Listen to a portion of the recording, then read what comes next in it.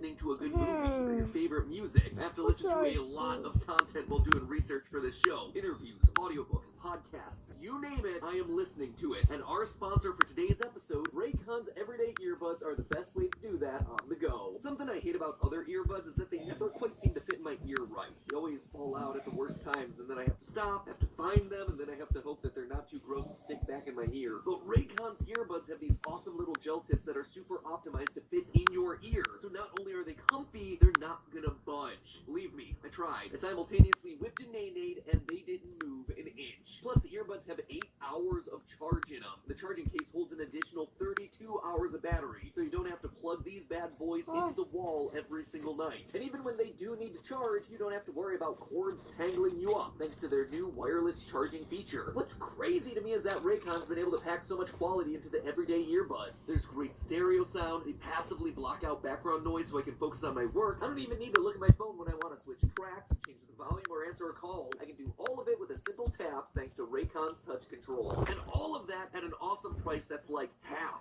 of what the other premium audio brands offer. So if you're looking for a new pair of earbuds and you want to get them at an even better deal than what they normally offer, click the link in the description below or go to buyraycon.com/filmtheory, FILMTHEORY, to get yourself 15% off your order. That's buyraycon.com/FILMTHEORY to get yourself 15% off their already incredibly low price. That is top tier quality without sacrificing your pocketbook. And in the meantime, friends, remember, it's all just a theory. A film theory. And cut.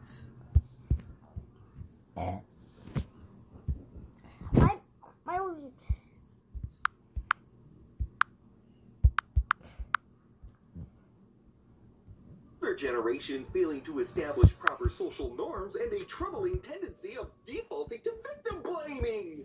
Wow, that was very insightful. Is that all that? Yup. Now I'm curious, what else does Toothpicky have to say? That I deserve a raise. Your toothpick friend is stupid, Dan.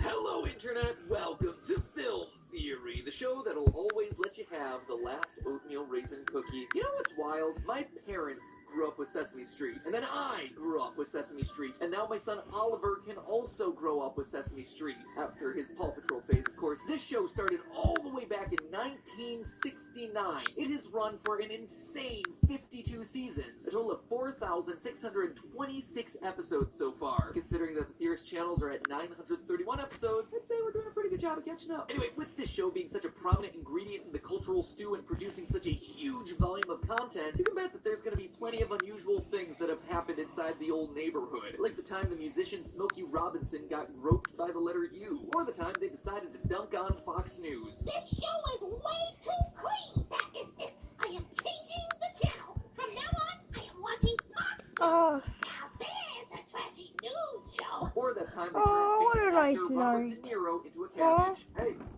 look at that. Oh shit. But none of that quite compares to what surfaced earlier this year, when Twitter user @OneMoody tweeted a clip where Elmo flips out over his friend Zoe's pet rock, Rocco. Oh man, No, wait, I got Elmo. scratched. Rocco says that he wants the oatmeal raisin cookie. Rocco's a book, Zoe!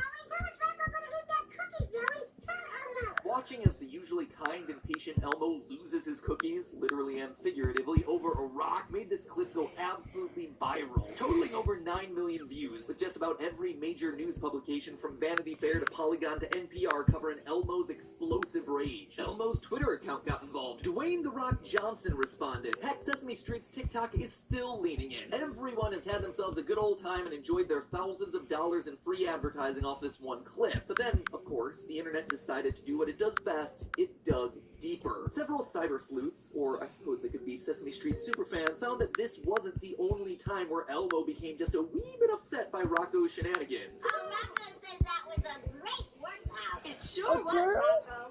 Rocco didn't even move. He's a very special rock. Go on, say hello, Rocco. Yeah, Rocco says hello. Elmo didn't hear anything.